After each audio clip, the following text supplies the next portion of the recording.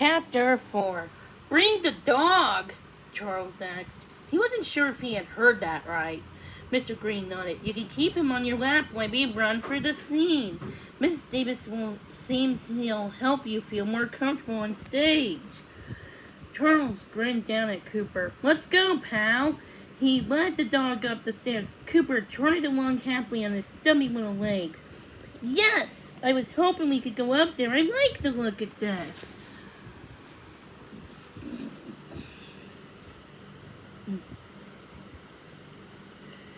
As they crossed to their spot on the bench, Cooper seemed happier as ever. He held his head and tail up and walked with a special bounce. Charles heard Mr. Green laugh. Oh, look at him, said the director. What a little ham. Charles took his seat next to Maribel. Ham? He whispered. Does he mean that Cooper looks like a pig? She giggled. He means that Cooper likes being on stage. That's what they call someone who loves to be dramatic. A ham. Charles nodded. I'm no ham, he said. Most of the time I'd rather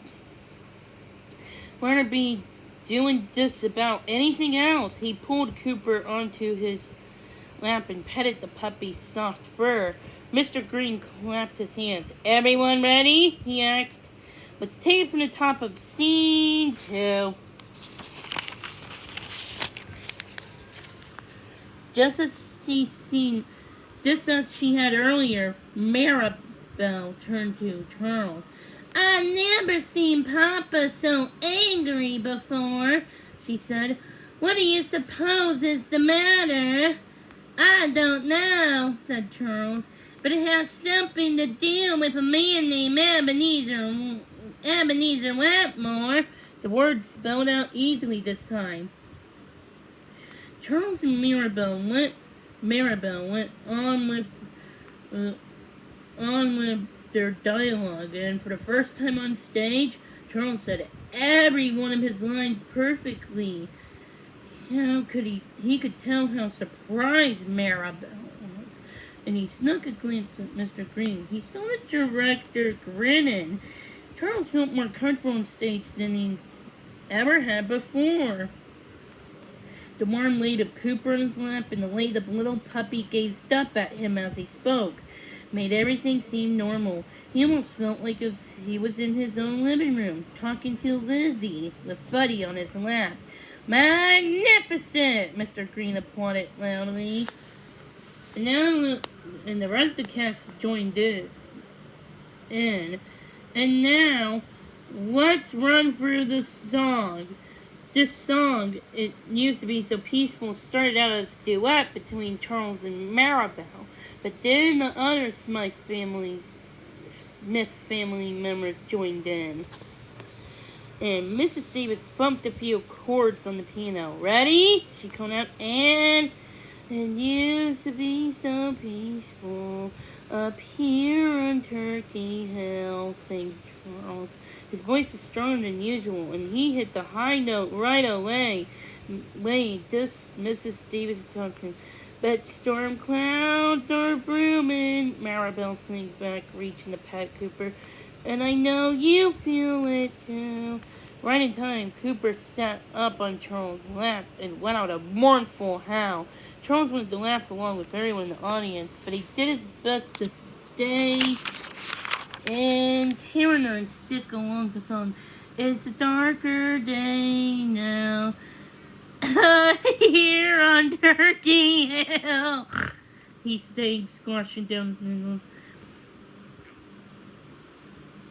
But if we stick together, we might will see it through. Maribel came back. Cooper howled again, right along with the music. This time everyone laughed, even the other cast members on stage. Mrs. Davis was laughing so hard she couldn't play anymore, and the piano went silent.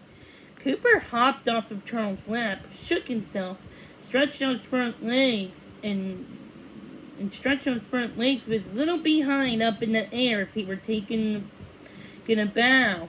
Thank you.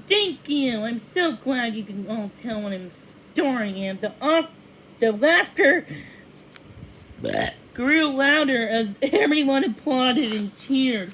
Well, Mr. Green said as the laughter died down, I'm not sure if we didn't want to make this song into such a comedy, but I'm gonna have to say Cooper feels very comfortable on stage. Maybe he was named after Gary Cooper, the famous movie star. Mrs. Davis laughed. Maybe he was. He came to me with that name, and it does seem to fit him. In any case, thank you, Cooper, Mr. Green said. I think we'll need to work on that song some more. For now, let's move on to scene 3.